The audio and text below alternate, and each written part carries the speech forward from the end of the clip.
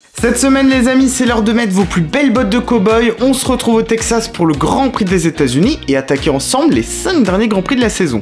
Alors ce week-end, la F1 va enchaîner un nouveau week-end sprint. Alors entre les évolutions apportées par les équipes, le retour de Daniel Ricciardo et aussi les rumeurs autour de Perez, la preview du Grand Prix c'est tout de suite, c'est parti. Les amis, on s'apprête à vivre des prochaines semaines assez intenses, puisqu'à Austin, on démarre une série de 3 Grands Prix à la suite. Alors forcément, nos équipes, elles vont pas chômer sur cette dernière ligne droite de la saison.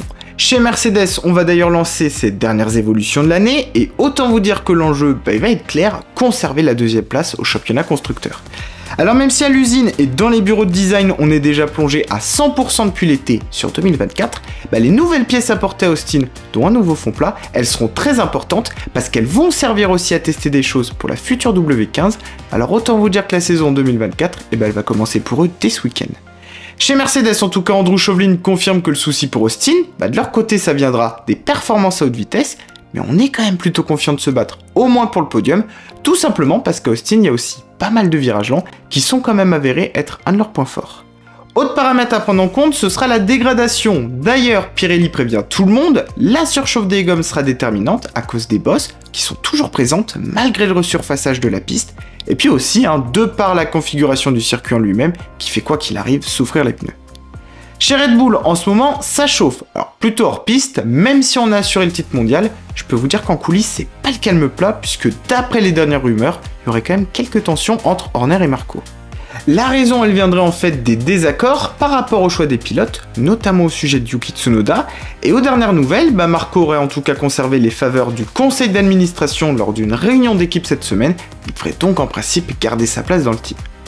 Côté piste, un peu plus légèrement, comme à Miami, la RB19, elle devrait en tout cas se parer de quelques nouvelles couleurs. Pour ce qui est de McLaren maintenant, on est plutôt d'humeur à tester quelques innovations sur cette fin de saison.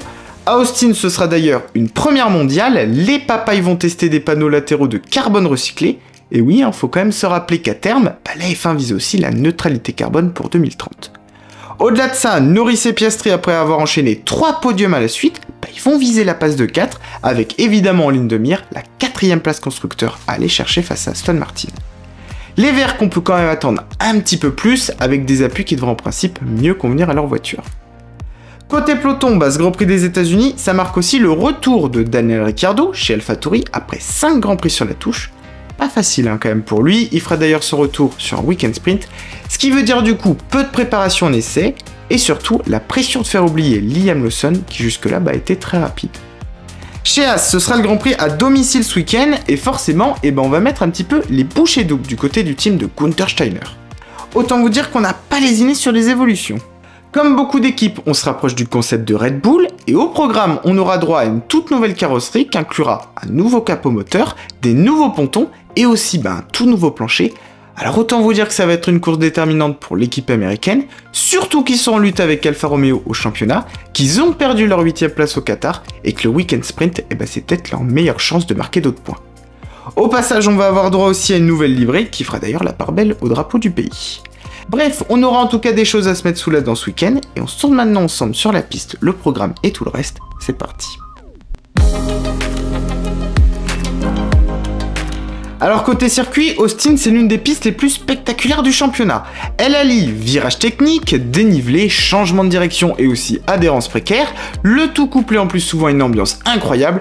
Bref, autant vous dire que c'est devenu quand même un rendez-vous assez incontournable.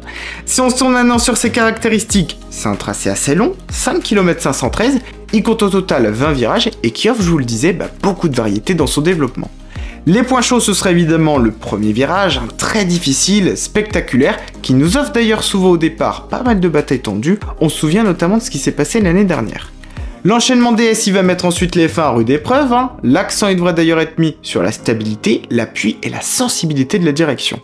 Le 12, serré, qui permettra des tentatives de dépassement, et puis on enchaîne ensuite sur toute la section lente pour terminer le tour. 56 tours au programme et 2 zones de DRS sur les 2 lignes droites du circuit. On se tourne maintenant un petit peu sur notre championnat. Alors Perez, il a plus que jamais la pression derrière lui d'Hamilton, avec peut-être aussi d'ailleurs pour lui l'enjeu de sa place dans le team l'an prochain, et à noter que Piastri remonte comme une balle et il se détache maintenant complètement en 9ème place. Pour ce qui est du constructeur, entre la 2e et la 5e place, c'est toujours aussi serré, avec même pas 100 points d'écart, tout comme entre la 7e et la 10e, des positions qui seront en plus cruciales en fin de saison pour la redistribution des revenus. Allez, on jette maintenant un petit coup d'œil sur notre programme des 3 jours avec des heures assez tardives, décalage horaire oblige. Vendredi, rendez-vous à 19h30 pour la première séance, suivi de la qualif du dimanche à 23h. Samedi, la petite qualif, elle sera à 19h30 avant la course sprint à minuit. Et puis dimanche, la course, elle commencera de son côté à 21h. Voilà, en tout cas les amis, vous avez pour moi toutes les cartes en main pour suivre ce US Grand Prix. J'espère que la vidéo vous a plu. N'oubliez pas d'ailleurs de me le faire savoir en likant et surtout en vous abonnant. Je compte toujours sur tout votre soutien.